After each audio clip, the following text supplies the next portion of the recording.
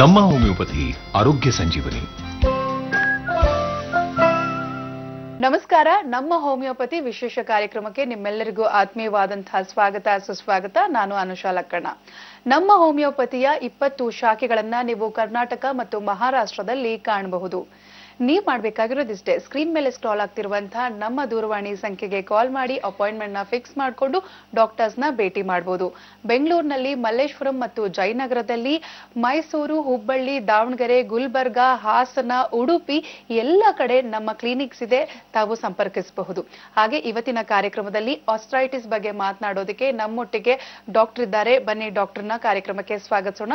Doctor ನಿಸರ್ಗ ಅವರನ್ನ. ನಮಸ್ಕಾರ ಡಾಕ್ಟರ್, ಕಾರ್ಯಕ್ರಮಕ್ಕೆ ಸ್ವಾಗತ. ನಮಸ್ತೆ. ಆರ್ಥ್ರೈಟಿಸ್ ಬಗ್ಗೆ ಅಂದ್ರೆ ಇವಾಗ ಇದು ಒಂದು ಸರ್ವೇ ಸಾಮಾನ್ಯ ಕಾಯಿಲೆ ಆಗಿದೆ. ಹಿಂದೆ ಹಿರಿಯರಲ್ಲಿ ಕಾಣಿಸ್ಕೊಳ್ತಾ ಇತ್ತು, ವಯಸ್ಸಾಯ್ತಪ್ಪ ಮಂಡಿ ನೋವಪ್ಪ ಅಂತ ಹೇಳೋರು. ಆದ್ರೆ ಇವಾಗ ಯಂಗ್ ಜನರೇಷನ್ ಕೂಡ ಮಂಡಿ ನೋವು, ಕತ್ತು ನೋವು, ಭುಜ ನೋವು ಅಂತ ಹೇಳೋದಕ್ಕೆ ಶುರು ಮಾಡಿದ್ದಾರೆ. ಮೊದಲಿಗೆ ಈ ಒಂದು ಆರ್ಥ್ರೈಟಿಸ್ ಯಾವ ವಯಸ್ಕರಲ್ಲಿ ಹೆಚ್ಚಿಗೆ ಕಾಣ್ ಬರುತ್ತೆ? ಸೊ ಈಗ ತುಂಬಾ ಕಾಮನ್ ಆಗಿ ನಾವು ನೋಡೋದು, ಮಾತಿರ್ತಾರೆ ಎಲ್ಲರೂ ಮಂಡಿ ನೋಯ್ತಿದೆ ಅಥವಾ ಕತ್ ನೋವು ಬರ್ತಿದೆ, ಅಥವಾ ಈಗ ಹೌಸ್ ವೈಫಲ್ಲಿ ನಾವು ನೋಡ್ಬೋದು ಸೊಂಟ ನೋವು ಜಾಸ್ತಿ ಆಗ್ತಿದೆ ಅಥವಾ ಮೊಣಕಾಲಲ್ಲಿ ನೋವು ಆಗ್ತಿದೆ ಅಂತ. ಸೊ ಪ್ರತಿಯೊಬ್ರು ಈ ಜಾಯಿಂಟ್ ಪೇನ್ ಅನ್ನೋದನ್ನ ತುಂಬಾ ಕಾಮನ್ ಆಗಿ ಯೂಸ್ ಮಾಡುವಂಥದ್ದು. ಸೊ ಈಗ ಎಷ್ಟೊಂದು ಸತಿ ಅವ್ರಿಗೆ ಕಾಲು ನೋವು ಬಂದಿರುತ್ತೆ, ಬಟ್ ಅವ್ರಿಗೆ ಜಾಯಿಂಟ್ ಪೇನೇ ಆಗ್ತಿದೆ ಅಂತ ಸ್ಪೆಸಿಫಿಕಲಿ ಹೇಳ್ತಾರೆ. ಸೊ ಈ ಜಾಯಿಂಟ್ ಪೇನ್ಸ್ ಅನ್ನೋದು ಯಾವುದೇ ಏಜ್ ಗ್ರೂಪಲ್ಲೂ ಕೂಡ ಎಫೆಕ್ಟ್ ಮಾಡ್ಬೋದು. ಬಿಕಾಸ್ ಇವಾಗ ನಾವೊಂದು 30-40 ಇಯರ್ಸ್ ಮುಂಚೆ ನಾವು ನೋಡೋದಾದ್ರೆ, ಸೊ ಎಷ್ಟೊಂದು ಸತಿ 8 ಇಯರ್ಸ್ ಆದ್ಮೇಲೂ ಹೆಲ್ದಿ ಆಗಿರೋನ ನಾವು ನೋಡಿದ್ದೀವಿ. ಎಲ್ಲೋ ಅಲ್ಪ ಸ್ವಲ್ಪ ನೋವುಗಳು ಕಾಣಿಸ್ಕೊಳ್ಳುತ್ತೆ, ಬಟ್ ಅದಷ್ಟಕ್ಕದೇ ಅವ್ರು ಮ್ಯಾನೇಜ್ ಮಾಡ್ಕೊಳ್ತಾ ಹೋಗ್ತಾರೆ. ಬಟ್ ಇತ್ತೀಚಿನ ದಿನಗಳಲ್ಲಿ ಈ ಜಾಯಿಂಟ್ ಪೇನ್ಸ್ ಏನಿರುತ್ತೆ ಪ್ರತಿಯೊಬ್ಬರಲ್ಲೂ ನಾವು ನೋಡ್ತಾ ಇದ್ದೀವಿ. ಅಟ್ಲೀಸ್ಟ್ ಒಂದು 10 ಜನರಲ್ಲಿ 6ರಿಂದ 8 ಜನರಲ್ಲೂ ಕೂಡ ಈ ಜಾಯಿಂಟ್ ಪೇನ್ ಅನ್ನೋ ಕಂಪ್ಲೇಂಟ್ಸ್ನ ನಾವು ಕಾಮನ್ ಆಗಿ ನೋಡ್ತಾ ಇದ್ದೀವಿ. ಸೊ ಈಗ ಏಜ್ ವೈಸ್ ಅಂತ ನಾವು ತಗೊಂಡಾಗ, ಸೊ ಅಟ್ಲೀಸ್ಟ್ ಒಂದು 15 ಇಯರ್ಸ್ ಮೇಲ್ಪಟ್ಟವರಲ್ಲೂ ಕೂಡ ನಾವು ಜಾಯಿಂಟ್ ಪೇನ್ಸ್ನ ನಾವು ನೋಡ್ತಾ ಇದ್ದೀವಿ. ಆ್ಯಂಡ್ ಎಷ್ಟೊಂದು ಸತಿ ಚಿಕ್ಕ ಮಕ್ಕಳಲ್ಲೂ ಕೂಡ ಸ್ಪೆಸಿಫಿಕ್ ಆಗಿ ಈಗ ನಮ್ಮ ಕ್ಲಿನಿಕಲ್ಲಿ ನಾವು ನೋಡ್ಬೋದು ಡೇ ಟು ಡೇ ಪ್ರಾಕ್ಟೀಸಲ್ಲಿ. ಸೊ ಚಿಕ್ಕ ಮಕ್ಕಳು ಕೂಡ ಸ್ವಲ್ಪ ಅಲ್ಲಿ ಬೆರಳು ನೋಯ್ತಾ ಇರುತ್ತೆ ಅಥವಾ ಕತ್ ನೋಯ್ತಾ ಇರುತ್ತೆ, ಅಥವಾ ಓದ್ಬೇಕಾದ್ರೆ ಬರಿಬೇಕಾದ್ರೆ ಸ್ವಲ್ಪ ಶೋಲ್ಡರ್ಸ್ ಪೇನ್ ಆಗ್ತಿರುತ್ತೆ. ಸೊ ಸಾಕಷ್ಟು ಜನರು ಈ ಥರ ಕಂಪ್ಲೇಂಟ್ಸ್ ಮಾಡೋದನ್ನ ನಾವು ನೋಡ್ತಾ ಇದ್ದೇವೆ. ಸೊ ಈ ಜಾಯಿಂಟ್ ಅನ್ನೋದು ನಮ್ಮ 2 ಮೂಳೆನ ಒಂದು ಮಾಡುವಂಥದ್ದು ಅಥವಾ ಕನೆಕ್ಟ್ ಮಾಡುವಂಥದ್ದು. ಸೊ ಬರೀ 2 ಮೂಳೆನ ಕನೆಕ್ಟ್ ಮಾಡೋದನ್ನೇ ನಾವು ಜಾಯಿಂಟ್ ಅಂತ ನಾವು ಹೇಳಕ್ ಬರುವಂತಲ್ಲ. ಸೊ ಈ ಜಾಯಿಂಟ್ಸ್ ಏನಿರುತ್ತೆ ಅದರದೇ ಆದ ಕೆಲವೊಂದು ಸ್ಟ್ರಕ್ಚರ್ಸ್ ಇರುತ್ತೆ. ಸೊ ಮೊದಲನೇದಾಗಿ ಈಗ ಒಂದು ಜಾಯಿಂಟ್ ಮೂವ್ ಆಗಬೇಕು, ಅಥವಾ ಈಗ ನಾವು ಕುತ್ಕೊಬೇಕು, ಬೆಂಡ್ ಆಗಬೇಕು, ಅಥವಾ ಒಂದು ವಸ್ತುನ ನಾವು ತಗೊಬೇಕು, ಎತ್ಕೊಬೇಕು, ಬರಿಬೇಕು. ಸೊ ಪ್ರತಿಯೊಂದು ನಾವು ಕೆಲಸ ಮಾಡೋದೇ ಈ ಜಾಯಿಂಟ್ ಮೂವ್ಮೆಂಟ್ಸ್ ಇಂದ. ಸೊ ಈ ಜಾಯಿಂಟ್ ಅನ್ನೋದು ನಮಗೆ ಸಪೋರ್ಟಿಂಗ್ ಸ್ಟ್ರಕ್ಚರ್ ತರ ಕೆಲಸ ಮಾಡುತ್ತೆ. ಸೊ ಈ ರೀತಿ ಕರೆಕ್ಟ್ ಆಗಿ ಯಾವುದೇ ರೀತಿ ಅಡಚಣೆ ಇಲ್ಲದೆ ನಾವು ಬೆಂಡ್ ಮಾಡಬೇಕು ಅಂದ್ರೆ ಅದಕ್ಕೆ ಲ್ಯೂಬ್ರಿಕೆಂಟ್ ಇಂಪಾರ್ಟೆಂಟ್ ಆಗುತ್ತೆ. ಸೊ ಪ್ರತಿಯೊಂದು ಜಾಯಿಂಟಲ್ಲೂ ಒಂದು ಫ್ಲೂಯಿಡ್ ಅನ್ನೋದು ಇರುತ್ತೆ. ಸೊ ಅದೇ ರೀತಿ ಪ್ರತಿಯೊಂದು ಜಾಯಿಂಟಲ್ಲೂ ಒಂದು ಕಾರ್ಟಿಲೇಜಸ್ ಅಂತ ಇರುತ್ತೆ, 2 ಮೂಳೆನ ಕನೆಕ್ಟ್ ಮಾಡೋಕ್ಕೆ ಒಂದು ಲಿಗಮೆಂಟ್ ಅಂತ ಇರುತ್ತೆ, ಆ್ಯಂಡ್ 2 ಮೂಳೆನ ಜೊತೆಗೆ ಮಾಂಸಖಂಡಗಳಿಗೆ ಕನೆಕ್ಟ್ ಮಾಡುವಂಥದ್ದು ಟೆಂಡಾನ್ಸ್ ಅಂತ ಹೇಳ್ತೇವೆ. ಸೊ ಇದು ಕಂಪ್ಲೀಟ್ ಆಗಿ ನಮಗೆ ಓವರ್ ಆಲ್ ಆಗಿ ಜಾಯಿಂಟ್ ಸ್ಟ್ರಕ್ಚರ್ ಅನ್ನೋದನ್ನ ನಾವು ನೋಡ್ತೇವೆ. ಈಗ ಜಾಯಿಂಟ್ ಪೇನ್ ಅನ್ನ ಮಾತ್ರಕ್ಕೆ, ಈಗ ಜಾಯಿಂಟ್ ಪೇನ್ ಜನರಲ್ ಟರ್ಮ್ ಆಯಿತು, ಅಥವಾ ಆರ್ಥ್ರೈಟಿಸ್ ಅಂತ ನಾವೇನು ಹೇಳ್ತೇವೆ ಈ ಜಾಯಿಂಟ್ಸ್ಗೆ ಸಂಬಂಧಪಟ್ಟಿದ್ದು ಆ ಜಾಯಿಂಟ್ಸ್ಗಳಲ್ಲಿ ನೋವಾಗುವಂಥದ್ದು. ಆದರೆ ಈ ಜಾಯಿಂಟಲ್ಲಿ ಯಾವ ಭಾಗ ಆಗಿರುತ್ತೆ ಸೊ ಅದ್ರ ಮೇಲೆ ಪೇನ್ಸ್ ಡಿಪೆಂಡ್ ಆಗ್ತಾ ಹೋಗುತ್ತೆ. ಸೊ ಈಗ ಕೆಲವೊಬ್ಬರಲ್ಲಿ ಮಂಡಿ ನೋವು ಅನ್ನೋದು ಇರುತ್ತೆ, ಕೆಲವೊಬ್ಬರಲ್ಲಿ ಕತ್ ನೋವು ಅನ್ನೋದು ಬರುತ್ತೆ. ಈಗ ಸಿಸ್ಟಮ್ ಮುಂದೆ ಕೆಲಸ ಮಾಡೋರಾಗಿರ್ಬೋದು, ಈಗ IT ಕಂಪನೀಸಲ್ಲಿ ಆಗಿರ್ಬೋದು, ಈಗಂತೂ ವರ್ಕ್ ಫ್ರಮ್ ಹೋಮ್ ಅಂತ ನಡೀತಿದೆ. ಸೊ ಅವ್ರು ಕಂಟಿನ್ಯೂಸ್ ಆಗಿ ಕುತ್ಕೊಂಡಾಗ ಅವರಲ್ಲಿ ನಾವು ನೋಡೋದು ಬ್ಯಾಕ್ ಪೇನ್ ಬರುವಂಥದ್ದು, ಅಥವಾ ಕತ್ ನೋವು ಬರುವಂಥದ್ದು, ಅಥವಾ ಫಿಂಗರ್ ಜಾಯಿಂಟ್ಸ್ ಅಲ್ಲಿ ಪೇನ್ ಬರುವಂಥದ್ದು. ಸೊ ಈ ಜಾಯಿಂಟ್ ಪೇನ್ ಅನ್ನೋದು ನಮಗೆ ಸ್ಟ್ರೈನ್ ಇಂದ ಆಗುವಂಥದ್ದು, ಅಥವಾ ನಮ್ಮ ಲೈಫ್ ಸ್ಟೈಲ್ ಇಂದ ಆಗುವಂಥದ್ದು, ಅಥವಾ ಏನಾದರೂ ಮೆಕ್ಯಾನಿಕಲ್ ಇಂಜುರಿ ಅಂತ ಹೇಳ್ತೇವೆ. ಈಗ ಎಷ್ಟೋ ಜನ ಯಂಗ್ಸ್ಟರ್ಸ್ ಫೀಲ್ಡ್ ವರ್ಕ್ ಅಂತ ಮಾಡ್ತಾರೆ. ಸೊ ಅವರಲ್ಲಿ ನಾವು ಸ್ಪಾಂಡಿಲೋಸಿಸ್ ಇಶ್ಯೂಸ್ ಅರ್ಲಿ ಏಜಲ್ಲೇ ನಾವು ನೋಡುವಂಥದ್ದು, ಕತ್ ನೋವು ಬೇಗ ಬರುವಂಥದ್ದು. ಸೊ ಸರ್ವೇ ಸಾಮಾನ್ಯವಾಗಿ ಈ ಜಾಯಿಂಟ್ ಪೇನ್ಸ್ ಅನ್ನೋದೇನಿರುತ್ತೆ ತುಂಬಾ ಕಾಮನ್ ಆಗಿ ಎಲ್ಲ ವಯಸ್ಕರಲ್ಲೂ ಕೂಡ ನಾವು ನೋಡ್ತಾ ಇದ್ದೇವೆ. ಆ್ಯಂಡ್ ಅದ್ರ ಜೊತೆಗೆ ಅವ್ರ ಆಕ್ಯುಪೇಷನ್ಸ್ ಮೇಲೇನು ಡಿಪೆಂಡ್ ಆಗುತ್ತೆ. ಅದು ಫೀಲ್ಡ್ ವರ್ಕ್ ಇಂದ ಹಿಡಿದು ಅಥವಾ ಸ್ಟೂಡೆಂಟ್ಸ್ ಇಂದ ಹಿಡಿದು ಇನ್ಕ್ಲೂಡಿಂಗ್ ಡಾಕ್ಟರ್ಸ್ ಅಲ್ಲೂ ಕೂಡ ನಾವು ಈ ರೀತಿ ಜಾಯಿಂಟ್ ಪೇನ್ಸ್ ನಾವು ತುಂಬಾ ಕಾಮನ್ ಆಗಿ ನಾವು ನೋಡ್ತಾ ಇದ್ದೀವಿ. ಓಕೆ, ಈಗ ಒಂದು ಕಾಲ್ ಇದೆ, ಸ್ವೀಕರಿಸೋಣ. ಹಲೋ. ಹಲೋ. ಹಲೋ ಮೇಡಮ್, ಮಾತಾಡ್ಬೋದಾ? ಮಾತಾಡಿ ಸರ್, ತಮ್ಮ ಹೆಸರು? ನವೀನ್ ಅಂತ ಹೇಳಿ. ನವೀನ್ ಅವ್ರು ಎಲ್ಲಿಂದ ಕಾಲ್ ಮಾಡ್ತಾ ಇದ್ದೀರಾ? ನಾನು ಶಿವಮೊಗ್ಗ ಮೇಡಮ್, ಸಾಗರದಿಂದ ಮಾತಾಡ್ತಾ ಇದ್ದೀನಿ. ಓಕೆ, ಮಾತಾಡಿ ಡಾಕ್ಟರ್ ಹತ್ರ. ಹಲೋ. ಕೊಡಿ ಮೇಡಮ್. ಹಲೋ, ಹೇಳಿ ನವೀನ್ ಅವರೇ. ಹಲೋ ಮೇಡಮ್, ಇದು ನಮ್ಮ ತಾಯಿಯವ್ರಿಗೆ ಯೂರಿಕ್ ಆಸಿಡ್ ಅಲ್ಲಿ ವ್ಯತ್ಯಾಸ ಆಗಿದೆ ಅಂತ ಹೇಳಿ ಡಾಕ್ಟರ್ ಹೇಳಿದ್ದಾರೆ. ಓಕೆ ಅದು ಜಾಯಿಂಟ್ಸ್ ಎಲ್ಲ ತುಂಬಾ ಪೈನ್ ಇರುತ್ತೆ ಅವ್ರಿಗೆ. ಓಕೆನಾ? ಇವನ್ ನಾವು ಮೆಡಿಸಿನ್ ತರ ಟ್ರೈ ಮಾಡಿದ್ವಿ ಬೇರೆದೆಲ್ಲ, ಬಟ್ ನಮ್ಗೆ ಅಷ್ಟು ಮಟ್ಟಿಗೆ ರಿಸಲ್ಟ್ ಬರ್ತಾ ಇಲ್ಲ. ಸೊ ಇದಕ್ಕೆ ಏನು ಸೊಲ್ಯೂಷನ್ಸ್ ಏನಾದ್ರು ಇದೆಯಾ ಅಂತ ಹೇಳಿ ಕಾಲ್ ಮಾಡಿದ್ವಿ. ಓಕೆ, ಸೊ ಡೆಫಿನೆಟ್ಲಿ ಹೆಲ್ಪ್ ಮಾಡ್ಬೋದು ನವೀನ್ ಅವರೇ. ಸೊ ಈಗ ನೀವು ಹೇಳ್ತಿರೋ ಪ್ರಕಾರ ಅದನ್ನ ನಾವು ಗೌಟಿ ಆಥ್ರೈಟಿಸ್ ಅಂತ ಹೇಳ್ತೇವೆ. ಸೊ ಈ ಯೂರಿಕ್ ಆಸಿಡ್ ಅನ್ನೋ ಅಂಶ ಏನಿರುತ್ತೆ ನಮ್ಮ ದೇಹದಿಂದ ಹೊರಗಡೆ ಹೋಗುವಂಥದ್ದು, ಯೂರಿನ್ ಮೂಲಕ ಹೊರಗಡೆ ಹೋಗುವಂಥದ್ದು. ಬಟ್ ಕೆಲವೊಬ್ಬರಲ್ಲಿ ಏನಾಗುತ್ತೆ, ಈ ಯೂರಿಕ್ ಆಸಿಡ್ ಮೆಟಬಾಲಿಸಮ್ ಅಲ್ಲಿ ಸ್ವಲ್ಪ ಏರುಪೇರು ಆಗುತ್ತೆ. ಸೊ ಈ ಅಂಶ ಏನು ಹೊರಗೆ ಹೋಗಬೇಕಾಗಿರುತ್ತೆ, ರಕ್ತದಲ್ಲಿ ಸೇರ್ಪಡೆ ಆಗುತ್ತೆ ಅಥವಾ ಜಾಯಿಂಟ್ಸ್ಗಳಲ್ಲಿ ಸೇರ್ಪಡೆ ಆಗಿ ನೋವು ಅನ್ನೋದು ಸ್ಟಾರ್ಟ್ ಆಗ್ತಾ ಹೋಗುತ್ತೆ. ಸೊ ಕೆಲವೊಬ್ಬರಲ್ಲಿ ಬರೀ ಹೆಬ್ಬೆಟ್ಟಲ್ಲಷ್ಟೇ ನೋವು ಅನ್ನೋದು ಕ್ರಿಯೇಟ್ ಆಗ್ತಾ ಹೋಗುತ್ತೆ. ಬಟ್ ಕೆಲವೊಬ್ರು ಪೇಷಂಟಲ್ಲಿ ಬೇರೆ ಜಾಯಿಂಟ್ಸ್ಗಳಲ್ಲೂ ಕೂಡ ನೋವು ಆಗೋದನ್ನ ನಾವು ನೋಡ್ತಾ ಇದ್ದೇವೆ. ಸೊ ಈಗ ನಮ್ಮ ಹೋಮಿಯೋಪತಿನಲ್ಲಿ ನಾವು ಈ ಯೂರಿಕ್ ಆಸಿಡ್ ಮೆಟಬಾಲಿಸಮ್ ಏನಿರುತ್ತೆ, ಗೌಟಿ ಆಥ್ರೈಟಿಸ್ ಏನಿರುತ್ತೆ, ಮೇನಾಗಿ ಆ ರೂಟ್ ಕಾಸ್ನ ನಾವು ಕರೆಕ್ಟ್ ಮಾಡ್ತಾ ಹೋಗಬೇಕಾಗತ್ತೆ. ಸೊ ಇಲ್ಲಿ ನಾವು ಗಮನಿಸಬೇಕಾಗಿರೋದು ಒಂದು ಏಜ್ ಫ್ಯಾಕ್ಟರ್ ಆ್ಯಂಡ್ ಇದ್ರ ಜೊತೆಗೆ ಹೋಮಿಯೋಪತಿಕ್ ಮೆಡಿಕೇಶನ್ಸ್ ಮೂಲಕ ಅವ್ರ ರಿಪೋರ್ಟ್ಸ್ ಏನಿರುತ್ತೆ, ಯೂರಿಕ್ ಆಸಿಡ್ ಲೆವೆಲ್ಸ್ ಏನಿರುತ್ತೆ 7 ನಂಬರ್ ಒಳಗಡೆ ಇರಬೇಕಾಗತ್ತೆ. ಬಟ್ ಕೆಲವೊಬ್ರು ಪೇಷಂಟ್ಸಲ್ಲಿ 9, 10 ಈ ರೀತಿ ವೇರಿಯೇಷನ್ಸ್ ಆಗ್ತಾ ಹೋಗುತ್ತೆ. ಸೊ ಹೋಮಿಯೋಪತಿಕ್ ಮೆಡಿಸಿನ್ಸ್ ನೋವಷ್ಟೇ ಕಡಿಮೆ ಮಾಡಲ್ಲ, ಮೇನಾಗೆ ಆ ಯೂರಿಕ್ ಆಸಿಡ್ ದೇಹದಿಂದ ಹೊರಗೆ ಹೋಗೋ ಥರ ಹೆಲ್ಪ್ ಮಾಡ್ತಾ ಹೋಗುತ್ತೆ. ಬಟ್ ಒನ್ಸ್ ಗೌಟಿ ಆಥ್ರೈಟಿಸ್ ಅಥವಾ ಈ ಯೂರಿಕ್ ಆಸಿಡ್ ಸಮಸ್ಯೆ ಬಂತು ಅಂದಾಗ ಪೇಷಂಟಲ್ಲಿ ಬಿಟ್ಟು ಬಿಟ್ಟು ಬರೋಕ್ಕೆ ಸ್ಟಾರ್ಟ್ ಆಗುತ್ತೆ. ಸೊ ಅಟ್ಲೀಸ್ಟ್ ನಮ್ಮ ಹೋಮಿಯೋಪತಿನಲ್ಲಿ ನೀವು ಒಮ್ಮೆ ಬಂದು ಭೇಟಿ ಮಾಡಿ, ಸೊ ಏನಾದ್ರು ರಿಪೋರ್ಟ್ಸ್ ಮಾಡಿದರೆ ಅದನ್ನು ಕೂಡ ತೊಗೊಂಬನ್ನಿ. ಸೊ ನಿಮಗೆ ಕರೆಕ್ಟ್ ಅಪ್ರೋಚಲ್ಲಿ ನಾವು ಅವ್ರಿಗೆ ಟ್ರೀಟ್ಮೆಂಟ್ ಕೊಡ್ತಾ ಹೋದಾಗ ಅವರಲ್ಲಿ ರಿಪೀಟ್ ಆಗೋದನ್ನು ಕೂಡ ನಾವು ಅವಾಯ್ಡ್ ಮಾಡಿಸ್ಬೋದು. ಆ್ಯಂಡ್ ಈ ಗೌಟಿ ಆಥ್ರೈಟಿಸ್ ಅಥವಾ ಯೂರಿಕ್ ಆ್ಯಸಿಡಲ್ಲಿ ಏನು ವೇರಿಯೇಷನ್ಸ್ ಆಗ್ತಿದೆ ಅದರಿಂದ ಕಂಪ್ಲೀಟಾಗಿ ಹೊರಗೆ ಬರೋಕ್ಕೆ ಡೆಫಿನೆಟ್ಲಿ ಹೆಲ್ಪ್ ಮಾಡ್ಬೋದು. ಧನ್ಯವಾದಗಳು ನವೀನ್ ಅವರೇ ಕರೆ ಮಾಡಿದ್ದಕ್ಕೆ. ಡಾಕ್ಟರ್, ಇದು ಆರ್ಥರೈಟಿಸ್ ಅಲ್ಲಿ ಯಾವೆಲ್ಲ ಸ್ಟೇಜಸ್ ಇದೆ ಅನ್ನೋದನ್ನ ತಿಳಿಸ್ಕೊಡ್ಬೋದಾ? ಸೊ ಆಥ್ರೈಟಿಸ್ ಅಂತ ನಾವು ತಗೊಂಡಾಗ ಮೇನ್ ಆಗಿ ಜಾಯಿಂಟ್ಸ್ ಅಲ್ಲಿ ಇನ್ಫ್ಲಮೇಟರಿ ಚೇಂಜಸ್ ಆಗುವಂಥದ್ದು. ಸೊ ಈ ಆರ್ಥೋ ಅಂತ ಏನಿರುತ್ತೆ ಅದನ್ನ ನಾವು ಜಾಯಿಂಟ್ ಅಂತ ಹೇಳ್ತೇವೆ. ಐಟಿಸ್ ಅನ್ನೋದು ಇನ್ಫ್ಲಮೇಷನ್, ಅಂದ್ರೆ ನಮ್ಮ ದೇಹದಲ್ಲಿ ಯಾವುದೇ ರೀತಿ ಒಂದು ಪೆಟ್ಟು ಬಿದ್ದಾಗ ಅಥವಾ ಒಂದು ಇನ್ಫೆಕ್ಷನ್ ಆದಾಗ ಅಥವಾ ಚೂರು ಸ್ಟ್ರೈನ್ ಆದಾಗ ನಮ್ಮ ದೇಹದಲ್ಲಿ ಆಗುವಂಥ ರಿಯಾಕ್ಷನ್ನೇ ಇನ್ಫ್ಲಮೇಷನ್ ಅಂತ ಹೇಳ್ತೇವೆ. ಸೊ ನಾರ್ಮಲ್ ಆಗಿ ಈ ಇನ್ಫ್ಲಮೇಟರಿ ರೆಸ್ಪಾನ್ಸ್ ನಮ್ಮ ದೇಹದಲ್ಲಿ ಆಗಲೇಬೇಕು. ಸೊ ಇವಾಗ ನಾವು ಕಾಮನ್ ಆಗಿ ನಾವು ನೋಡೋದು ಕೋವಿಡ್ ಅಂತ ನಾವು ತಗೊಂಡಾಗ್ಲೂ ಸಹ ನಮ್ಮ ಬಾಡಿನಲ್ಲಿ ಆಗ್ತಿರೋದೇ ಇನ್ಫ್ಲಮೇಟರಿ ರಿಯಾಕ್ಷನ್. ಅಂದರೆ ನಮ್ಮಲ್ಲಿರೋ ಇಮ್ಯೂನ್ ಸಿಸ್ಟಮ್ ಏನಿರುತ್ತೆ ಈ ರಿಯಾಕ್ಷನ್ನ ಏನು ಕ್ರಿಯೇಟ್ ಮಾಡುತ್ತೆ, ಇನ್ಫೆಕ್ಷನ್ ಹೊರಗೆ ಹಾಕೋ ಮೂಲಕ ಅಥವಾ ಬಾಡಿ ಸ್ವಲ್ಪ ಪ್ರಾಬ್ಲಮಲ್ಲಿದೆ ಅಥವಾ ತೊಂದರೆಯಲ್ಲಿದೆ ಅಂತ ತೋರಿಸೋ ಸಲುವಾಗಿ ಈ ಇನ್ಫ್ಲಮೇಟರಿ ರಿಯಾಕ್ಷನ್ ಅನ್ನೋದನ್ನ ತೋರಿಸುತ್ತೆ. ಸೊ ಆಥ್ರೈಟಿಸ್ ಅನ್ನೋದು ನಾವು ಕಾಮನ್ ಆಗಿ ಬ್ರಾಡ್ ಆಗಿ ನಾವು ನೋಡೋದಾದ್ರೆ, ಸೊ ಒಂದು ನಾವು ಫಂಕ್ಷನಲ್ ಚೇಂಜಸ್ ಅಂತ ಹೇಳ್ತೇವೆ. ಈಗ ಫಂಕ್ಷನಲ್ ಚೇಂಜಸ್ ಅಂತ ನಾವು ತಗೊಂಡಾಗ ಪೇಷಂಟ್ಸ್ ಅಲ್ಲಿ ಬರುವಂಥದ್ದು ನೋವು. ಸೊ ಈಗ ಬೆಳಗ್ಗೆ ಎದ್ದ ತಕ್ಷಣ ಸ್ವಲ್ಪ ಕೈ ಬೆರಳೆಲ್ಲ ನೋವು ಆಗ್ತಿರತ್ತೆ, ಸ್ಟೆಪ್ಸ್ ಹತ್ಬೇಕಾದ್ರೆ ಸ್ವಲ್ಪ ಮಂಡಿ ನೋವು ಸ್ಟಾರ್ಟ್ ಆಗುತ್ತೆ, ಕೆಳಗಡೆ ಹೊತ್ತು ಜಾಸ್ತಿ ಕೂರಕ್ಕಾಗಲ್ಲ, ಅಥವಾ ಸ್ಟೆಪ್ಸ್ ಇಳಿಬೇಕಾದ್ರೆ ನಂಗೆ ಸ್ವಲ್ಪ ಬ್ಯಾಲೆನ್ಸ್ ತಪ್ಪದಂಗೆ ಆಗ್ತಿರತ್ತೆ, ಅಥವಾ ನಡೀತಾ ಇರ್ಬೇಕಾದ್ರೆ ಸ್ವಲ್ಪ ಬ್ಯಾಲೆನ್ಸ್ ತಪ್ಪದಂಗೆ ಆಗ್ತಿರತ್ತೆ. ಸೊ ನಾನು ಮುಂಚೆ ಸ್ಟ್ರೈಟಾಗಿ ನಡೀತಿದ್ದೆ, ಈಗ ಒಂದು ಸ್ವಲ್ಪ ಬಲ್ಗಡೆ ಅಥವಾ ಎಡಗಡೆ ವಾಲ್ಬೇಕಾಗತ್ತೆ. ಸೊ ಮುಂಚೆ ಒಂದೇ ಜಾಯಿಂಟಲ್ಲಿ ನನಗೆ ನೋವು ಆಗ್ತಿತ್ತು, ಇವಾಗ ಇನ್ನೊಂದು ಕಡೆನೂ ಪೇನ್ ಶಿಫ್ಟ್ ಆಗ್ತಿದೆ. ಅಥವಾ ನಾನು ಏನಾದ್ರು ಕುತ್ಕೊಂಡಾಗ ಏನಾದ್ರು ಪಿಲ್ಲೋ ಇಟ್ಕೊಳ್ಳೇಬೇಕಾಗತ್ತೆ, ಕಂಟಿನ್ಯೂಸ್ ಆಗಿ ಕುತ್ಕೊಂಡಾಗ ಬ್ಯಾಕ್ ಪೇನ್ ಬರುತ್ತೆ, ಅಥವಾ ಮಲ್ಕೊಂಡಾಗ ಸಡನ್ ಆಗಿ ನನಗೆ ಸೈಡ್ ತಿರ್ಗಕ್ಕಾಗಲ್ಲ, ಇಮಿಡಿಯೇಟ್ ಆಗಿ ಸೊಂಟ ಹಿಡ್ಕೊಳ್ತಾ ಹೋಗುತ್ತೆ. ಸೊ ಇಲ್ಲಿ ನಾವು ನೋಡ್ತಿರೋದು ಫಂಕ್ಷನಲ್ ಚೇಂಜಸ್. ಇನ್ನು ಅದನ್ನ ನಾವು ಫಂಕ್ಷನಲ್ ಚೇಂಜಸ್ನ ನಾವು ಯಾವಾಗ ನೆಗ್ಲೆಕ್ಟ್ ಮಾಡ್ತಾ ಹೋಗ್ತೀವಿ, ಬಿಕಾಸ್ ತುಂಬ ಜನ ಪೇಷಂಟ್ ಈಗ ಒಂದು ಪೇನ್ ಬಂತು, ಒಂದು ಜ್ವರ ಬಂತು ಅಂದಾಗ ಸೊ ನಿಯರ್ ಬೈ ಎಲ್ಲರೂ ಮೆಡಿಕಲ್ ಸ್ಟೋರ್ ಹತ್ರ ಹೋಗ್ತಾರೆ, ಒಂದು ಪೇನ್ ಕಿಲ್ಲರ್ ಆ ರೀತಿ ತೊಗೊತಾರೆ, ತೊಗೊಂಡಾಗ ಕಡಿಮೆ ಆಗುತ್ತೆ, ಮತ್ತೆ ಒಂದು 6 ತಿಂಗಳಾದ್ಮೇಲೆ ಮತ್ತೆ ಅದೇ ನೋವು ಸ್ಟಾರ್ಟ್ ಆಗುತ್ತೆ, ಅಥವಾ ಏನಾದರೂ ಒಂದು ಕ್ಯಾಲ್ಶಿಯಂ ಮಾತ್ರೆ ಅಥವಾ ವೈಟಮಿನ್ ಮಾತ್ರೆ ಸಪ್ಲಿಮೆಂಟ್ಸ್ ಆ ರೀತಿ ಏನಾದ್ರು ತೊಗೊತಾರೆ. ಸೊ ಆ ಕ್ಷಣ ಅವ್ರು ಆರಾಮಾಗ್ತಾರೆ, ಮತ್ತೆ ಬಿಟ್ಟು ಬಿಟ್ಟು ಬರ್ತಾ ಹೋಗುತ್ತೆ. ಸೊ ಯಾವಾಗ ಈ ಫಂಕ್ಷನಲ್ ಚೇಂಜಸ್ನ ನಾವು ಕಂಟ್ರೋಲ್ ಮಾಡ್ತಾ ಹೋಗ್ತೇವೆ, ಬಟ್ ಆ ಕ್ಷಣ ನಾವು ಕಾಯಿಲೆನ ಮುಚ್ಚಿ ಹಾಕಕ್ಕೆ ನಾವು ನೋಡ್ತಾ ಹೋಗ್ತೀವಿ, ಕ್ರಮೇಣವಾಗಿ ಈ ಕಾಯಿಲೆ ಬೆಳೀತಾ ಹೋಗ್ತಾ ಸ್ಟ್ರಕ್ಚರಲ್ ಚೇಂಜಸ್ ಅಂತ ಹೇಳ್ತೇವೆ. ಅಂದರೆ ಮೂಳೆಗಳಲ್ಲಿ ಸ್ವಾಧೀನ ಕಡಿಮೆ ಆಗ್ತಾ ಹೋಗೋದು, ಮೂಳೆ ಎಲ್ಲ ಬೆಂಡ್ ಆಗ್ತಾ ಹೋಗೋದು, ಅದ್ರದ್ದು ಒರಿಜಿನಲ್ ಆಕಾರ ಏನಿರುತ್ತೆ ಅದು ಕಂಪ್ಲೀಟ್ ಆಗಿ ಚೇಂಜ್ ಆಗುವಂಥದ್ದು. ಸೊ ಈಗ ಒಂದು ಮೂಳೆ ಸ್ಟ್ರೈಟ್ ಇರೋದು ಬೆಂಡ್ ಆಗುವಂಥದ್ದು. ಸೊ ಈ ರೀತಿ ನಾವು ಸ್ಟ್ರಕ್ಚರಲ್ ಚೇಂಜಸ್ಗೆ ಕನ್ವರ್ಟ್ ಆಗೋದನ್ನ ನಾವು ನೋಡ್ತಾ ಇದ್ದೇವೆ.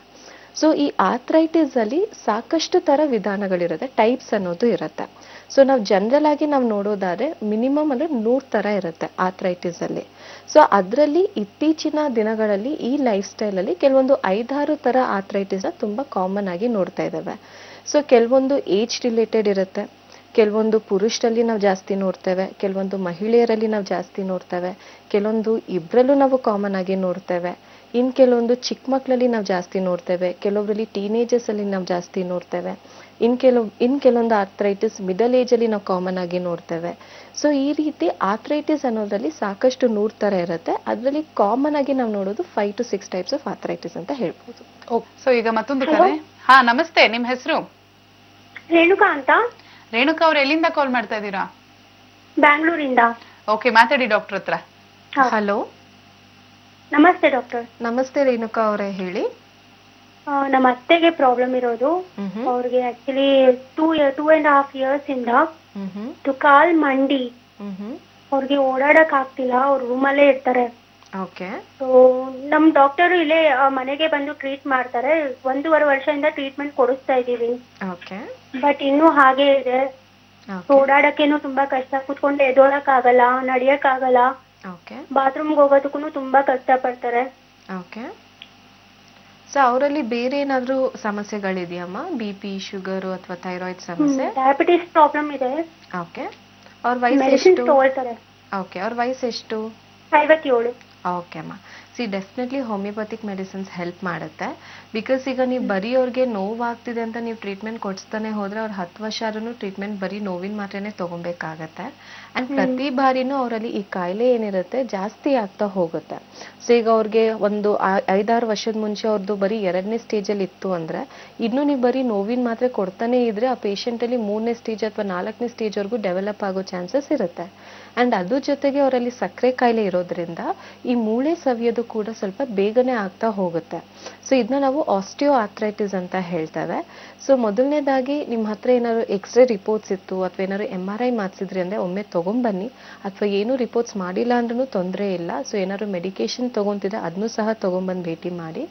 ಸೊ ಈಗ ನಮ್ಮ ಹೋಮಿಯೋಪತಿನಲ್ಲಿ ಬರೀ ನಾವು ಅವ್ರಿಗೆ ಆಸ್ಟಿಯೋ ಆರ್ಥ್ರೈಟಿಸ್ಗೆ ಅಷ್ಟೇ ನಾವು ಟ್ರೀಟ್ಮೆಂಟ್ ಕೊಟ್ಟಿರಲ್ಲ. ಸೊ ಮೇಯ್ನಾಗಿ ಅವರಲ್ಲಿ ಸಕ್ಕರೆ ಕಾಯಿಲೆನೂ ನಾವು ಸರಿಪಡಿಸ್ತಾ ಹೋಗಬೇಕಾಗತ್ತೆ. ಬಿಕಾಸ್ ಅವರಲ್ಲಿ ಶುಗರ್ ಲೆವೆಲ್ಸ್ ಎಷ್ಟು ಕಂಟ್ರೋಲಲ್ಲಿ ಇದೆ ಅದು ಸಹ ಅಷ್ಟೇ ಇಂಪಾರ್ಟೆಂಟ್ ಆಗುತ್ತೆ. ಸೊ ಹೋಮಿಯೋಪತಿಕ್ ಮೆಡಿಸಿನ್ಸ್ ಮೂಲಕ ಅವ್ರು ಸಕ್ಕರೆ ಕಾಯಿಲೆಯಿಂದನೂ ಸಫರ್ ಆಗೋದನ್ನ ಕಡಿಮೆ ಮಾಡ್ತಾ ಹೋಗ್ಬೋದು.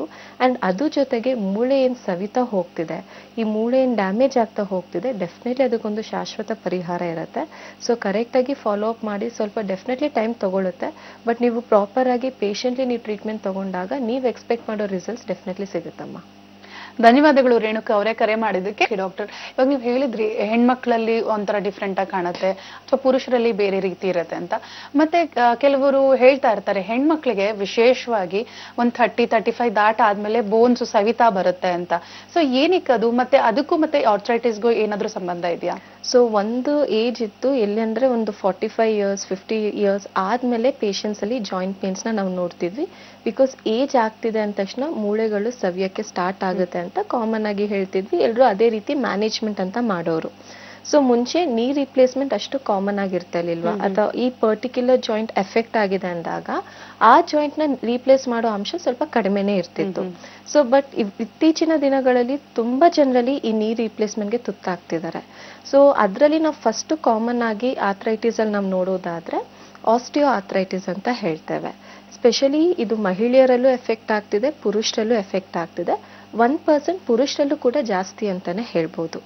ಸೊ ಆಸ್ಟಿಯೋ ಆರ್ಥ್ರೈಟಿಸ್ ಅನ್ನೋದು ಏಜ್ ರಿಲೇಟೆಡ್ ಡಿಸಾರ್ಡರ್ ಅಂತ ಹೇಳ್ಬೋದು. ಅಂದ್ರೆ ಈ ಜೆಲ್ ಅಂತ ಏನಿರುತ್ತೆ, ಸೊ ನಾನು ಆಗ್ಲೇ ಹೇಳ್ದಂಗೆ ಪ್ರತಿಯೊಂದು ಜಾಯಿಂಟ್ ಅಲ್ಲೂ ಈ ಜೆಲ್ ಇರುತ್ತೆ. ಈಗ ನಮ್ಮ ಬಾಗ್ಲು ಚಿಲ್ಕತ್ತುಕ್ ಹಿಡಿದಾಗ ಪದೇ ಪದೇ ರಬ್ ಮಾಡ್ತಿದ್ರೆ ಇನ್ನು ಡ್ಯಾಮೇಜ್ ಆಗುತ್ತೆ. ಅದಕ್ಕೆ ಸ್ವಲ್ಪ ನಾವೇನಾದ್ರು ಎಣ್ಣೆ ಆ ಥರ ಏನಾದ್ರು ಹಾಕಿದ್ರೆ ಸ್ವಲ್ಪ ಈಸಿ ಮೂಮೆಂಟ್ ಕೊಡುತ್ತೆ. ಸೊ ಅದೇ ರೀತಿ ಈ ಜೆಲ್ ಕೂಡ ನಮಗೊಂದು ಲೂಬ್ರಿಕೆಂಟ್ ಇದ್ದಂಗೆ. ಸೊ ಪ್ರತಿಯೊಂದು ಜಾಯಿಂಟ್ ಅಲ್ಲಿ ಈ ಜೆಲ್ ಏನಿರುತ್ತೆ ಜಾಯಿಂಟ್ಸ್ ನ ಫ್ಲೆಕ್ಸಿಬಲ್ ಮಾಡ್ತಾ ಹೋಗುತ್ತೆ, ಅಂದ್ರೆ ಮೂವ್ ಮಾಡಕ್ಕೆ ಸ್ವಲ್ಪ ಈಸಿ ಆಗ್ತಾ ಹೋಗುತ್ತೆ. ಆಸ್ಟಿಯೋ ಆರ್ಥ್ರೈಟಿಸ್ ಪೇಷಂಟ್ ಅಲ್ಲಿ ಈ ಪರ್ಟಿಕ್ಯುಲರ್ ಜೆಲ್ ಅನ್ನೋ ಅಂಶ ಏನಿರುತ್ತೆ ಕ್ರಮೇಣವಾಗಿ ಕಡಿಮೆ ಆಗುತ್ತೆ. ಸೊ ಯಾವಾಗ ಈ ಜೆಲ್ ಡ್ರೈ ಆಗ್ತಾ ಹೋಗುತ್ತೆ, ಎರಡು ಮೂಳೆ ಮಧ್ಯೆ ಜಾಗ ಏನಿರುತ್ತೆ ಅದು ಚಿಕ್ಕದಾಗ್ತಾ ಹೋಗುತ್ತೆ. ಯಾವಾಗ ಚಿಕ್ಕದಾಗ್ತಾ ಹೋಗುತ್ತೆ, ಆ ಕಾರ್ಟಿಲೇಜಸ್ ಏನ್ ಸುತ್ತಕೊಂಡಿರುತ್ತೆ ಜಾಯಿಂಟ್ಸ್ ಹತ್ರ ಕಂಪ್ಲೀಟ್ ಆಗಿ ಡ್ಯಾಮೇಜ್ ಆಗಕ್ಕೆ ಸ್ಟಾರ್ಟ್ ಆಗುತ್ತೆ. ಸೊ ಆಸ್ಟಿಯೋ ಆರ್ಥ್ರೈಟಿಸ್ ನ ನಾವು ಏಜ್ ರಿಲೇಟೆಡ್ ಜೊತೆಗೆ ಡಿಜೆನರೇಟಿವ್ ಡಿಸಾರ್ಡರ್ಸ್ ಅಂದ್ರೆ ಕಂಪ್ಲೀಟ್ ಆಗಿ ಕಾರ್ಟಿಲೇಜಸ್ ಎಲ್ಲ ಡ್ಯಾಮೇಜ್ ಆಗ್ತಾ ಹೋಗುವಂಥದ್ದು. ಸೊ ಆಸ್ಟಿಯೋ ಆರ್ಥ್ರೈಟಿಸ್ ಅನ್ನೋದು ಲಾರ್ಜರ್ ಜಾಯಿಂಟ್ಸ್ ಅಂತ ಹೇಳ್ತೇವೆ. ಅಂದ್ರೆ ಯೂಶಲಿ ನಾವು ಮಂಡಿ ಮೂಳೆನಲ್ಲಿ ಕಾಮನ್ ಆಗಿ ನೋಡ್ತೇವೆ, ಸೊಂಟದ ಮೂಳೆ ಭಾಗದಲ್ಲಿ ಹಿಪ್ ಜಾಯಿಂಟ್ ಅಲ್ಲಿ ಕಾಮನ್ ಆಗಿ ನೋಡ್ತಾ ಇದ್ದೇವೆ, ಭುಜದ ಕಡೆ ಜಾಸ್ತಿ ನಾವು ನೋಡ್ತಾ ಇದ್ದಾರೆ.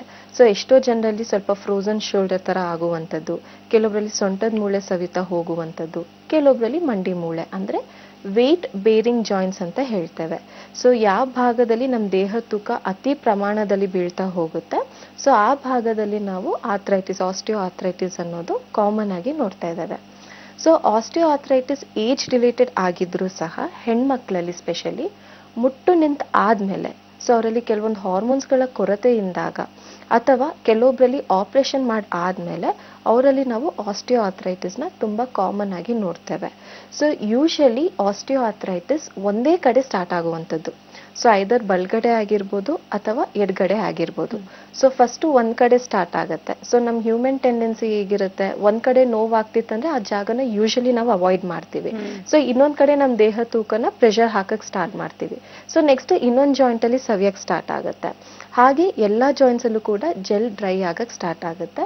ಅಂಡ್ ಆಸ್ಟಿಯೋ ಆರ್ಥ್ರೈಟಿಸ್ ಅನ್ನೋದು ಪ್ರೋಗ್ರೆಸಿವ್ ಡಿಸಾರ್ಡರ್ ಅಂತೀವಿ. ಅಂದ್ರೆ ಒಂದು ಕಡೆ ನಿಮ್ಮಲ್ಲಿ ಮೂಳೆ ಸವಿತಿದೆ ಅಂದಾಗ ಕ್ರಮೇಣವಾಗಿ ಎಲ್ಲಾ ಜಾಯಿಂಟ್ಸ್ ಅಲ್ಲೂ ಕೂಡ ಸ್ಪ್ರೆಡ್ ಆಗಕ್ಕೆ ಸ್ಟಾರ್ಟ್ ಆಗುತ್ತೆ. ಸೊ ಇದನ್ನ ನಾವು ಆಸ್ಟಿಯೋ ಆರ್ಥ್ರೈಟಿಸ್ ಅಂತ ಹೇಳ್ತೇವೆ. ಸೊ ಈಗ ಇದಕ್ಕೆ ಕಾರಣ ಅಂತ ನಾವು ತಗೊಂಡಾಗ, ಸೊ ಯೂಶಲಿ ಹೆಣ್ಮಕ್ಳಲ್ಲಿ ಈ ಹೌಸ್ ವೈಫ್ ಅವರಲ್ಲಿ ತುಂಬಾ ಕಂಟಿನ್ಯೂಸ್ ಆಗಿ ನಿನ್ ಕೆಲಸ ಮಾಡ್ತಿರ್ತಾರೆ, ಟೈಮ್ ಊಟ ಮಾಡಲ್ಲ, ತೂಕ ಇತ್ತು ಅಂತ ಕೆಲಸಗಳಾಗಿರ್ಬೋದು.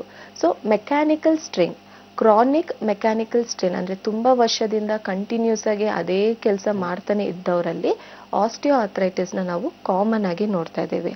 ಅಂಡ್ ಅದ್ರ ಜೊತೆಗೆ ಯಾರಲ್ಲಿ ಈ ಹಾರ್ಮೋನಲ್ ಇಂಬ್ಯಾಲೆನ್ಸ್ ಇರುತ್ತೆ, ಸ್ಪೆಷಲಿ ಈ ಹೈಪೋಥೈರಾಯ್ಡ್ ಸಮಸ್ಯೆ ಇದ್ದವರಲ್ಲಿ ಅಥವಾ ಪ್ಯಾರಾಥೈರಾಯ್ಡ್ ಡಿಸಾರ್ಡರ್ಸ್ ಅಂತ ಹೇಳ್ತೇವೆ, ಸೊ ಅವರಲ್ಲಿ ಆಗಿರಬಹುದು, ಸಕ್ಕರೆ ಕಾಯಿಲೆ ಆಗಿರಬಹುದು, ಒಬೆಸಿಟಿ ಆಗಿರ್ಬೋದು. ಸೊ ಇವರಲ್ಲಿ ನಾವು ಆಸ್ಟಿಯೋ ಆರ್ಥ್ರೈಟಿಸ್ ಅನ್ನೋದನ್ನ ಕಾಮನ್ ಆಗಿ ನಾವು ನೋಡ್ತಾ ಇದ್ದೇವೆ. ಸೊ ಪ್ರತಿಯೊಬ್ರು ಆಸ್ಟಿಯೋ ಆರ್ಥ್ರೈಟಿಸ್ ಪೇಷಂಟ್ ನಮ್ಮ ಹತ್ರ ಬಂದು ಕುತ್ಕೊಂಡಾಗ ಫಸ್ಟ್ ಕೇಳೋದು ನಂಗೆ ಕೆಳಗಡೆ ಕೂರಂಗ್ ಆಗ್ಬೇಕು, ಮುಂಚೆ ಆರಾಮಾಗಿ ಕುತ್ಕೊಂಡು ಪೂಜೆ ಮಾಡ್ತಿದ್ದೆ, ಕೂರಕ್ ಆಗ್ತಿಲ್ಲ ಅಂತ. ಸೊ ಮೊದಲನೇದಾಗಿ ಇಲ್ಲಿ ನಾವು ಅರ್ಥ ಮಾಡ್ಕೊಬೇಕಾಗಿರೋದು ಜೆಲ್ ಪ್ರೊಡಕ್ಷನ್ ಕಡಿಮೆ ಆಗ್ತಿದೆ, ಡ್ರೈ ಆಗ್ತಾ ಹೋಗ್ತಿದೆ. ಸೊ ಇಲ್ಲಿ ಪೇಷಂಟ್ ಕಾನ್ಸಂಟ್ರೇಟ್ ಮಾಡ್ತಿರೋದು ನೋವಿನ ಕಡೆಗೆ. ಸೊ ಪೇಷಂಟ್ ಬಂದ ತಕ್ಷಣ ನೋವು ಕಡಿಮೆ ಆದ್ರೆ ಸಾಕು ಅಂತ. ಬಟ್ ಅದೇ ಪೇಷಂಟ್ 10 ವರ್ಷದಿಂದನೂ ನೋವಿನ ಮಾತ್ರೆ ಮೇಲೆನೆ ಡಿಪೆಂಡ್ ಆಗಿರ್ತಾರೆ. ಸೊ ಎಷ್ಟೋ ಜನ ಮೂಳೆಗಳಿಗೆನೆ ಇಂಜೆಕ್ಷನ್ ತಗೊಂಡಿರೋರು ಇದ್ದಾರೆ. ಸೊ ಇನ್ ಕೆಲವೊಬ್ರು ಪೇಷಂಟ್ ನೀ ರಿಪ್ಲೇಸ್ಮೆಂಟ್ ಮಾಡಿಸ್ಕೊಂಡಿರೋರು ಇದ್ದಾರೆ. ಸೊ ನಮ್ಮ ಹೋಮಿಯೋಪತಿನಲ್ಲಿ ನಾವು ಆಸ್ಟಿಯೋ ಆರ್ಥ್ರೈಟಿಸ್ ಪೇಷಂಟ್ಗೆ ಕೊಡೋ ಮದ್ದು ಬಂದು ಮೇನ್ ಆಗಿ ರೂಟ್ ಕಾಸ್ ನ ನಾವು ಕರೆಕ್ಟ್ ಮಾಡ್ತೀವಿ.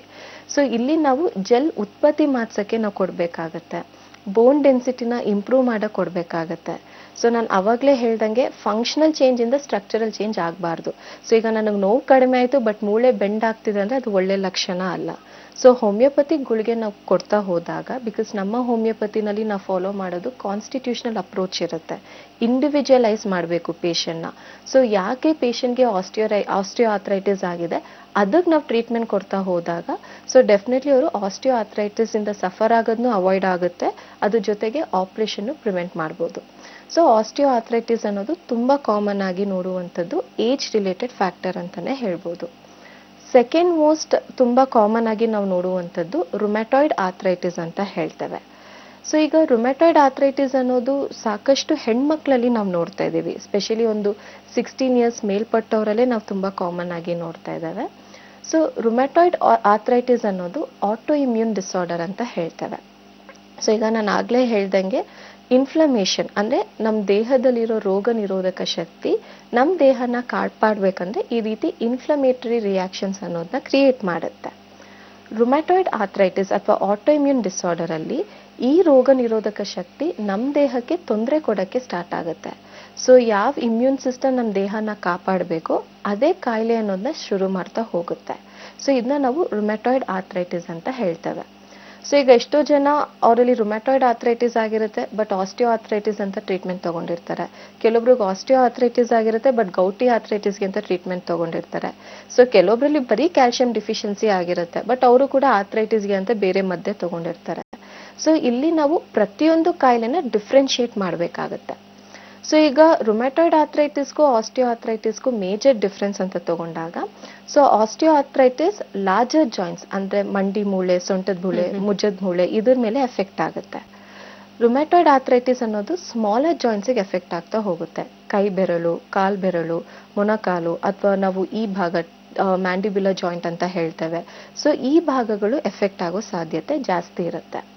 ಸೊ ಒಂದು ನಿಮ್ಗೆ ಮೇನ್ ಆಗಿ ಮೂಳೆನಲ್ಲೇ ಸಮಸ್ಯೆ ಇದ್ರೆ, ಇನ್ನೊಂದ್ ಕಡೆ ನಿಮ್ಗೆ ರಕ್ತದಲ್ಲಿ ಸಮಸ್ಯೆ ಇರುವಂತದ್ದು.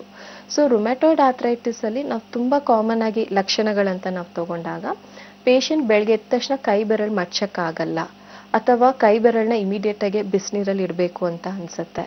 ಸೊ ದಿನ ದಿನ ಆಗ್ತಾ ಅಥವಾ ಬಿಸಿಲು ಬರ್ತಾ ಹೋದಾಗ ಸ್ವಲ್ಪ ನೋವುಗಳು ಕಡಿಮೆ ಆಗುತ್ತೆ. ವಿಂಟರ್ ಸೀಸನ್ ಅಲ್ಲೇ, ಮಳೆಗಾಲದಲ್ಲೇ ಸ್ವಲ್ಪ ನೋವು ಜಾಸ್ತಿ ಇರುತ್ತೆ. ಬೇಸಿಗೆಗಾಲದಲ್ಲಿ ಸ್ವಲ್ಪ ಹಗುರ ಅಂತ ಅನ್ಸುತ್ತೆ. ಅಥವಾ ಏನಾದ್ರು ಪಾತ್ರೆ ತೊಳಿತಿದ್ರೆ ಅಥವಾ ಬಟ್ಟೆ ತೊಳಿತಿದ್ರೆ ಇಮಿಡಿಯೇಟ್ ಆಗಿ ನೋವುಗಳು ಸ್ಟಾರ್ಟ್ ಆಗುತ್ತೆ.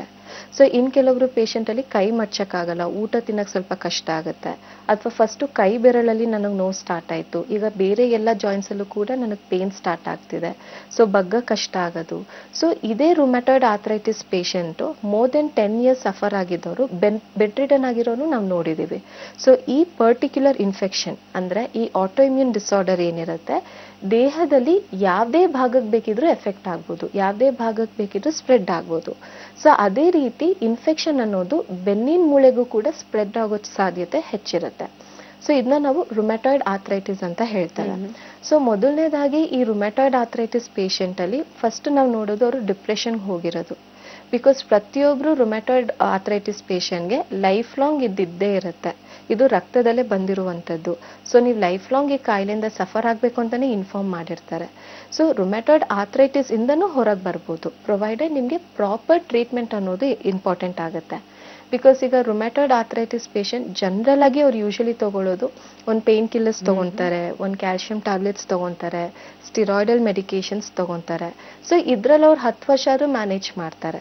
ಸೊ ಇಲ್ಲಿ ಒಂದು ಕಾಯಿಲೆನ ಕವರ್ ಮಾಡಕ್ ಹೋಗಿ ಇನ್ನೊಂದು ಕಾಯಿಲೆ ಅನ್ನೋದು ಡೆವಲಪ್ ಆಗ್ತಾ ಹೋಗುತ್ತೆ. ಸೊ ಇದನ್ನ ನಾವು ರುಮ್ಯಾಟಾಯ್ಡ್ ಆರ್ಥ್ರೈಟಿಸ್ ಅಂತ ಹೇಳ್ಬೋದು.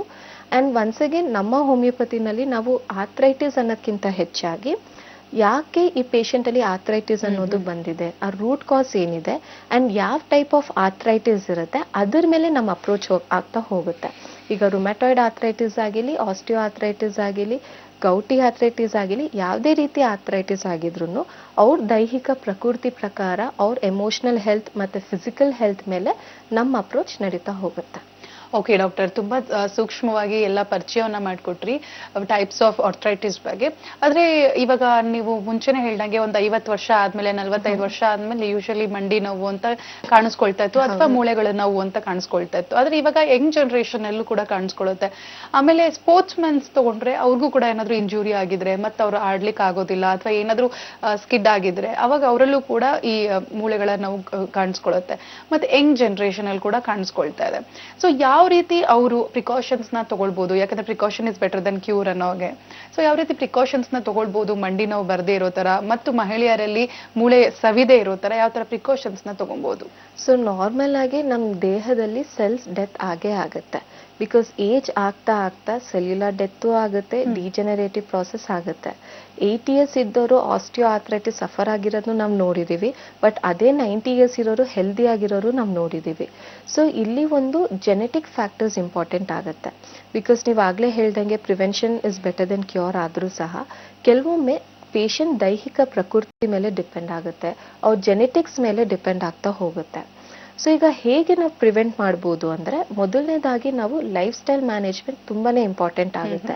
ಬಿಕಾಸ್ ಆರ್ಥ್ರೈಟಿಸ್ ಹೇಗಂದ್ರೆ, ಈಗ ಒಂದು ಗಾಡಿನ ನಾವು ಒಂದೇ ಕಡೆ ಇಟ್ಟರೆ ಅದು ರಸ್ಟು ಹಿಡಿಯುತ್ತೆ, ತುಕ್ಕು ಹಿಡಿಯುತ್ತೆ, ಅದ್ರ ಕೆಲಸನೂ ತುಂಬಾ ಕಡಿಮೆ ಆಗ್ತಾ ಹೋಗುತ್ತೆ, ಪ್ರೊಡಕ್ಟಿವಿಟಿ ತುಂಬಾ ಕಡಿಮೆ ಆಗ್ತಾ ಹೋಗುತ್ತೆ. ಸೊ ಅದೇ ರೀತಿ ನಮ್ಮ ದೇಹ ಕೂಡ. ಸೊ ದಿನ ದಿನ ನಮ್ಗೆ ಅದೇ ರೊಟೀನ್ ಲೈಫ್ ಇದ್ದಾಗ ಸೊ ಡೆಫಿನೆಟ್ಲಿ ನಮ್ಮ ದೇಹನೂ ಅದೇ ಕ್ಯಾಟಗರಿಗೆ ಹೋಗುತ್ತೆ. ಸೊ ಇಲ್ಲಿ ನಾವು ಫಿಸಿಕಲ್ ಆಕ್ಟಿವಿಟಿ ಎಷ್ಟು ಚೆನ್ನಾಗಿ ನಾವು ಇಂಪ್ರೂವೈಸ್ ಮಾಡ್ತೀವಿ, ಎಷ್ಟೇ ಸ್ಟ್ರೆಸ್ಡ್ ಲೈಫ್ ಸ್ಟೈಲ್ ಇದ್ರೂ ನಮಗೆ ಅಂತ ನಾವು ಟೈಮ್ ಕೊಟ್ಟು ನಮಗೆ ಅಂತ ನಮ್ಮ ಫಿಸಿಕಲ್ ಆಕ್ಟಿವಿಟಿನ ನಾವು ಇಂಪ್ರೂವ್ ಮಾಡಿ ಬೋನ್ಸ್ ಸ್ಟ್ರೆಂಥನ್ ಆಗೋಕ್ಕೆ, ಮಸಲ್ ಟೋನ್ ಇಂಪ್ರೂವ್ ಆಗೋಕ್ಕೆ, ಲಿಗಮೆಂಟ್ ಸ್ಟ್ರೆಂಥನ್ ಆಗೋಕ್ಕೆ, ಆಕ್ಟಿವ್ ಆಗೋಕ್ಕೆ, ಸೊ ಅದಕ್ಕೆ ಅಂತ ಕೆಲವೊಂದು ಎಕ್ಸಸೈಸ್ನ ನಾವು ರೆಗ್ಯುಲರ್ ಆಗಿ ಕಂಟಿನ್ಯೂಸ್ ಆಗಿ ನಾವು ಫಾಲೋ ಮಾಡೋದ್ರಿಂದ ಆರ್ಥ್ರೈಟಿಸ್ ಅನ್ನೋ ಸಮಸ್ಯೆಯಿಂದ ನಾವು ದೂರ ಇರ್ಬೋದು. ಸೆಕೆಂಡ್ ಮೋಸ್ಟ್ ನಾನು ಆಗಲೇ ಹೇಳ್ದಂಗೆ ರೂಟ್ ಕಾಸ್ನ ನಾವು ಕಾನ್ಸಂಟ್ರೇಟ್ ಮಾಡಲೇಬೇಕಾಗತ್ತೆ. ಬಿಕಾಸ್ ಈಗ ಒಬ್ರು ಹೈಪೋಥೈರಾಯ್ಡ್ ಪೇಷಂಟ್ ಆಸ್ಟಿಯೋ ಆರ್ಥ್ರೈಟಿಸ್ ಅಂತ ಬಂದಾಗ ನಾವಿಲ್ಲಿ ಫಸ್ಟ್ ಅವರಲ್ಲಿ ಥೈರಾಯ್ಡ್ ಹಾರ್ಮೋನ್ಸ್ನ ನಾವು ಬ್ಯಾಲೆನ್ಸ್ ಮಾಡಬೇಕು. ಬಿಕಾಸ್ ನಮ್ಮಲ್ಲಿ ಫಿಸಿಕಲ್ ಆಕ್ಟಿವಿಟಿ ಎಷ್ಟು ಚೆನ್ನಾಗಿರುತ್ತೆ ಅಷ್ಟು ನಮ್ಮಲ್ಲಿ ಹಾರ್ಮೋನ್ಸ್ ಕೂಡ ಬ್ಯಾಲೆನ್ಸ್ ಸ್ಟೇಟಲ್ಲಿ ಇರುತ್ತೆ.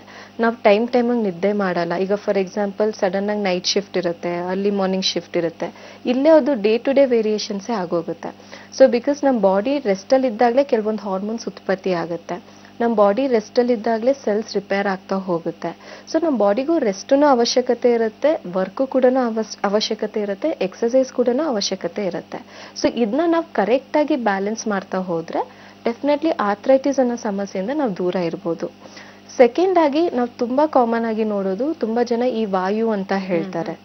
ಸೊ ಈಗ ತುಂಬ ಜನ ಪೇಷಂಟ್ ಆಲೂಗಡ್ಡೆ ತಗೊಂಡಾಗ ಜಾಯಿಂಟ್ ಪೇನ್ ಬರುತ್ತೆ, ಬದನೆಕಾಯಿ ತಿಂದಾಗ ಜಾಯಿಂಟ್ ಪೇನ್ ಬರುತ್ತೆ, ಕಾಳುಗಳು ತಿಂದಾಗ ಜಾಯಿಂಟ್ ಪೇನ್ ಬರುತ್ತೆ ಅಂತ ಹೇಳ್ತಾರೆ. ಸೊ ಯೂಶಲಿ ಯಾವುದೇ ಪದಾರ್ಥಗಳಿಂದ ನಮಗೆ ಜಾಯಿಂಟ್ ಪೇನ್ಸ್ ಅನ್ನೋದು ಬರಲ್ಲ. ಸೊ ಇಲ್ಲಿ ಆಲ್ರೆಡಿ ಪೇಷಂಟ್ಗೆ ಕಾಯಿಲೆ ಇದ್ದಾಗ ಈ ಪರ್ಟಿಕ್ಯುಲರ್ ಫುಡ್ ಏನಾದರೂ ತಗೊಂಡಾಗ ಅವರಲ್ಲಿ ಟ್ರಿಗರ್ ಆಗ್ತಾ ಹೋಗುತ್ತೆ. ಸೊ ಒಂದು ಲೈಫ್ ಸ್ಟೈಲ್ ಮ್ಯಾನೇಜ್ಮೆಂಟ್ ಇಂಪಾರ್ಟೆಂಟ್ ಆಗುತ್ತೆ. ಸೆಕೆಂಡ್ ಆಗಿ ಹೆಣ್ಮಕ್ಳಲ್ಲಿ ನಾವು ಯಾಕೆ ಕೆಲವೊಮ್ಮೆ ಈ ಆರ್ಥ್ರೈಟಿಸ್ ಅನ್ನೋದು ತುಂಬ ಕಾಮನ್ ಆಗಿ ನೋಡ್ತೀವಿ ಅಂದರೆ, ನಾರ್ಮಲ್ ಆಗಿ ಹೆಣ್ಮಕ್ಳಲ್ಲಿ ಸಾಕಷ್ಟು ಹಾರ್ಮೋನಲ್ ವೇರಿಯೇಷನ್ಸ್ ಆಗೇ ಆಗುತ್ತೆ. ಅದು ಮೆಚೂರ್ಡ್ ಆದಾಗಿಂದ ಇರಬಹುದು, ಪ್ರೆಗ್ನೆನ್ಸಿ ಟೈಮಲ್ಲಿ ಇರಬಹುದು, ಮುಟ್ಟು ನಿಲ್ಲೋ ಟೈಮಲ್ಲಿ ಇರಬಹುದು, ಅವರಲ್ಲಿ ತುಂಬ ಫ್ಲಕ್ಚುಯೇಷನ್ ಇರುತ್ತೆ. ಕೆಲವೊಬ್ರು ದೇಹ ಆ ಫ್ಲಕ್ಚುಯೇಷನ್ನ ತಗೊಳ್ಳೋ ಶಕ್ತಿ ಇರುತ್ತೆ, ಕೆಲವೊಬ್ರು ದೇಹದಲ್ಲಿ ಆ ಫ್ಲಕ್ಚುಯೇಷನ್ಸ್ ತಗೊಳ್ಳೋ ಶಕ್ತಿ ಇರಲ್ಲ. ಸೊ ಆ ರೀತಿ ಪೇಷಂಟಲ್ಲಿ ಈ ಆರ್ಥ್ರೈಟಿಸ್ ಅನ್ನೋ ಸಮಸ್ಯೆಯಿಂದ ಸಫರ್ ಆಗೋದನ್ನ ನೋಡ್ತಾ ಇದ್ದೇವೆ. ಸೊ ಸ್ಪೆಷಲಿ ಯಾರಲ್ಲಿ ಈ ಫ್ಯಾಮಿಲಿ ಹಿಸ್ಟ್ರಿ ತುಂಬ ಸ್ಟ್ರಾಂಗ್ ಇರುತ್ತೆ, ಸೊ ಯಾರಲ್ಲಿ ಫ್ಯಾಮಿಲಿ ಹಿಸ್ಟ್ರಿ ಜೊತೆಗೆ ಅವರಲ್ಲಿ ದೈಹಿಕ ಪ್ರಕೃತಿ ಪ್ರಕಾರ ಚೂರು ಏನಾದ್ರು ಎಕ್ಸರ್ಟ್ ಮಾಡಿದ್ರು ಜಾಯಿಂಟ್ ಪೇನ್ಸ್ ಬರುತ್ತೆ ಅಂತ ಅನಿಸುತ್ತೆ, ಸೊ ಅವರಲ್ಲಿ ಕರೆಕ್ಟ್ ಲೈಫ್ ಸ್ಟೈಲ್ ಮ್ಯಾನೇಜ್ಮೆಂಟ್ ಜೊತೆಗೆ ಗುಡ್ ಸ್ಲೀಪ್ ಪ್ಯಾಟರ್ನ್ ಆಗಿರ್ಬೋದು, ಟೈಮಿಗೆ ಊಟ ಮಾಡೋದಾಗಿರ್ಬೋದು, ನೀರು ಚೆನ್ನಾಗಿ ಕುಡಿಯೋದಾಗಿರ್ಬೋದು, ಇಷ್ಟು ಅವರು ಕರೆಕ್ಟಾಗಿ ಫಾಲೋ ಮಾಡಿದ್ರೆ ಡೆಫಿನೆಟ್ಲಿ ಆರ್ಥ್ರೈಟಿಸ್ ಅನ್ನೋ ಸಮಸ್ಯೆಯಿಂದ ದೂರ ಇರ್ಬೋದು. ಓಕೆ ಡಾಕ್ಟರ್, ಆರ್ಥ್ರೈಟಿಸ್ ಇಂದ ಯಾವ ರೀತಿ ನಾವು ಪ್ರಿಕಾಷನ್ಸ್ನ ತಗೊಳ್ಬೋದು ಅನ್ನೋದನ್ನ ನೀವು ತಿಳಿಸ್ಕೊಟ್ರಿ. ಮತ್ತು ನಮ್ಮ ಹೋಮಿಯೋಪತಿ ಕ್ಲಿನಿಕ್ನಲ್ಲಿ ಯಾವ ರೀತಿ ಆರ್ಥ್ರೈಟಿಸ್ಗೆ ನೀವು ಟ್ರೀಟ್ಮೆಂಟನ್ನು ಕೊಡ್ತೀರಾ? ಸೊ ಈಗ ನಮ್ಮ ಹೋಮಿಯೋಪತಿನಲ್ಲಿ ನಾವು ನೋಡೋದು ಕಾನ್ಸ್ಟಿಟ್ಯೂಷನಲ್ ಅಪ್ರೋಚ್ ಅಂತ ಹೇಳ್ತೇವೆ. ಅಂದರೆ ಈಗ 10 ಜನ ಆಸ್ಟಿಯೋ ಆರ್ಥ್ರೈಟಿಸ್ ಪೇಷಂಟ್ ಆಗಿರಲಿ, 10 ಜನ ರುಮ್ಯಾಟಾಯ್ಡ್ ಆರ್ಥ್ರೈಟಿಸ್ ಪೇಷಂಟ್ ಆಗಿರಲಿ, ಅಥವಾ ಪೋಸ್ಟ್ ವೈರಲ್ ಆರ್ಥ್ರೈಟಿಸ್ ಆಗಿರಲಿ, ಗೌಟಿ ಆರ್ಥ್ರೈಟಿಸ್ ಆಗಿರಲಿ, ಸೊ ಯಾವುದೇ ರೀತಿ ಆರ್ಥ್ರೈಟಿಸ್ ಪೇಷಂಟ್ ಬಂದ್ರೂ ಪ್ರತಿಯೊಬ್ಬರು ಪೇಷಂಟ್ ನಮಗೆ ಹೊಸೊಬ್ಬರೇ ಆಗ್ತಾರೆ. ಸೊ ಈಗ ಪ್ರತಿಯೊಬ್ಬರು ಪೇಷಂಟಲ್ಲಿ ಕಾಯಿಲೆ ಒಂದೇ ಇದ್ದಾಗ ಲಕ್ಷಣಗಳು ಸೇಮ್ ಇರುತ್ತೆ. ಸೊ ಅದೇ ಜಾಯಿಂಟ್ ಪೇನ್ ಇರಬಹುದು, ಅವ್ರಿಗೆ ಕುತ್ಕೊಳ್ಳೋಕೆ ಆಗದೆ ಇರಬಹುದು, ಕಟ್ ಅಂತ ಕ್ರೆಪಿಟಸ್ ಅಂತ ಹೇಳ್ತೇವೆ ಅದೇ ಶಬ್ದಗಳು ಬರೋದಾಗಿರ್ಬಹುದು, ಅಥವಾ ಬೆಳಗ್ಗೆ ಎದ್ದ ತಕ್ಷಣ ಕೈ ಮಚ್ಚಕ್ಕೆ ಕಷ್ಟ ಆಗೋದಾಗಿರಬಹುದು, ಈ ನಾನ್ ವೆಜ್ ತಿಂದಾಗ ಬೆರಳು ಊತಗಳಾಗೋದಿರಬಹುದು, ಅಥವಾ ವೈರಲ್ ಫೀವರ್ ಬಂದಾದ್ಮೇಲೆ ಅವರಲ್ಲಿ ಜಾಯಿಂಟ್ ಪೇನ್ ಬರೋದಾಗಿರಬಹುದು. ಸೊ ಪ್ರತಿಯೊಬ್ಬರಲ್ಲೂ ಯಾವುದೇ ರೀತಿ ಲಕ್ಷಣಗಳಿದ್ರು ಆರ್ಥ್ರೈಟಿಸ್ ಅಂದಾಗ ಸೇಮ್ ಲಕ್ಷಣ ಇರುತ್ತೆ, ಬಟ್ ಪ್ರತಿಯೊಬ್ಬರು ದೇಹ ಸೂಕ್ಷ್ಮತೆ ವೇರಿ ಆಗ್ತಾ ಹೋಗುತ್ತೆ. ಸೊ ನಮ್ಮ ಹೋಮಿಯೋಪತಿನಲ್ಲಿ ನಾವು ಪ್ರತಿಯೊಬ್ಬರು ಪೇಷಂಟ್ಗೂ ಅವ್ರಿಗೆ ಆದ ನಾವು ಟೈಮ್ ಕೊಡ್ತಾ ಹೋಗ್ತೇವೆ.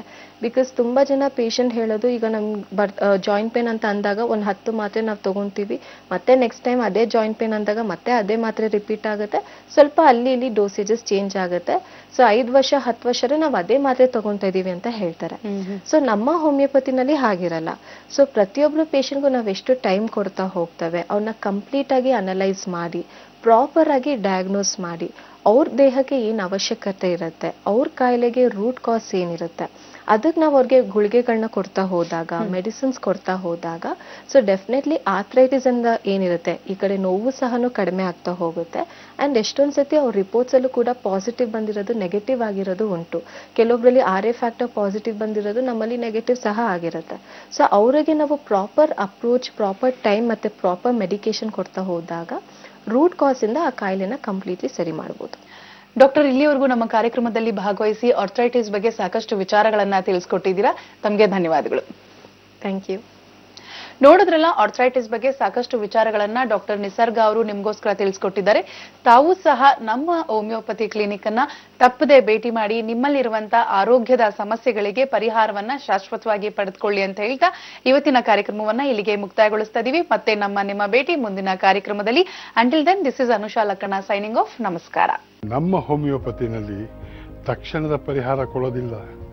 ಆ ರೋಗದ ಮೂಲ ಕಾರಣ ಏನು ಅಂತ ಹುಡುಕಿ ಆ ಮೂಲಕ್ಕೆ ಔಷಧಿ ಕೊಡ್ತಾರೆ. ಆ ರೋಗ ಮತ್ತೊಮ್ಮೆ ತನಗೆ ಬರದೇ ಇರೋ ಹಾಗೆ ನಮ್ಮ ಹೋಮಿಯೋಪತಿ ನೀವು ಮಾಡುತ್ತೆ. ನಮ್ಮ ಹೋಮಿಯೋಪತಿ ಆರೋಗ್ಯ ಸಂಜೀವನಿ. ನಮ್ಮ ಹೋಮಿಯೋಪತಿ ಆರೋಗ್ಯ ಸಂಜೀವನಿ.